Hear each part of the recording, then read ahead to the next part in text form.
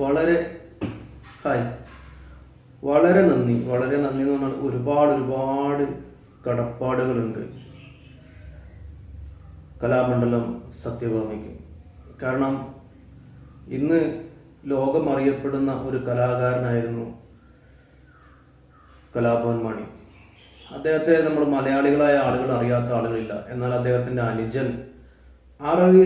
രാമകൃഷ്ണനെ മലയാളികൾക്കിടയിൽ ഒരു 30-40% ആളുകൾക്ക് മാത്രമേ അദ്ദേഹത്തെ അതിലുണ്ടായിരുന്നുള്ളൂ. പിന്നീട് അദ്ദേഹത്തിൻ്റെ പ്രൊഫഷനുമായി ബന്ധപ്പെട്ടുകൊണ്ടുള്ള ഒരു 10% ആളുകൾക്ക് അദ്ദേഹത്തെ പൂർണ്ണമായിട്ടും അറിവുണ്ടായിരുന്നുള്ളൂ. പക്ഷെ ഇന്ന് ലോകത്തിലെ മലയാളികളായ ആളുകൾ എല്ലാവരും ഇദ്ദേഹത്തെ അറിയുന്നു, ഇദ്ദേഹത്തിൻ്റെ പ്രോഗ്രാം കാണുന്നു. ഇദ്ദേഹം ഭരതനാട്യം ഒക്കെ അവതരിപ്പിക്കുന്ന വ്യക്തിയാണ്.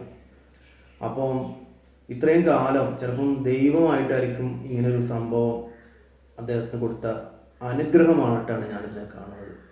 കാരണം ഇങ്ങനെ ഒരു വിഷയം ഇത്രമാത്രം ക്രൂരമായ രീതിയിൽ ഒരു സ്ത്രീ സംസാരിച്ചാൽ മാത്രമേ ഒരാൾക്ക് അത്രമാത്രം ഉയരത്തിലേക്ക് പറക്കാൻ പറ്റുള്ളൂ. അപ്പം ആർ.വി. രാമകൃഷ്ണനെ എൻ്റെ എല്ലാവിധ ഭാവുകങ്ങളും അറിയിക്കുന്നു. കാരണം ഒരുപാട് നന്ദിയുണ്ട് സത്യഭാമ എന്ന അവർക്ക്.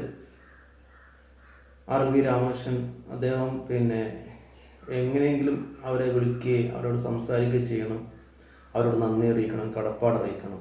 കാരണം ഇത്രയേറെ ഉയരത്തിൽ 65% സ്ത്രീകളിലേക്കാണിത് ബൂസ്റ്റ് ചെയ്ത് പോയത്. കാരണം ഇത്രയും ഈ ഭരതനാട്യം കാണുന്ന ആളുകൾ ഏറ്റവും കൂടുതൽ സ്ത്രീകൾ ഇത് കലാപരമായിട്ടൊക്കെ ചിന്തിക്കുന്ന മേഖലയാണ്. അപ്പോൾ ആ മേഖലയിലേക്ക് ഇത്രയും ദിവസം കൊണ്ട് പോയത് വലിയൊരു പോക്കാണ്.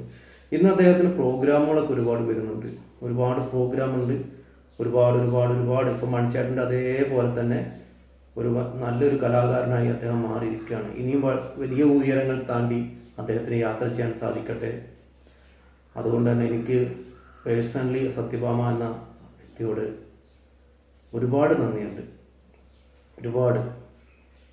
ഇനിയും ആരെങ്കിലുമൊക്കെ ഇങ്ങനെ സമൂഹത്തിൽ കുറച്ച് ഉയരങ്ങളിലേക്ക് പോകാൻ ബുദ്ധിമുട്ട് നിൽക്കുന്ന ആളെ വീണ്ടും ഇതുപോലെ കറുപ്പോ വെളുപ്പോ അല്ലെങ്കിൽ വേറെ എന്തെങ്കിലുമൊക്കെ പറഞ്ഞുകൊണ്ടൊക്കെ പ്രതികരിക്കും എന്ന വിശ്വാസത്തോടു കൂടി ഒരുപാട് നന്ദിയോടുകൂടി അവസാനിപ്പിക്കട്ടെ. Thank you.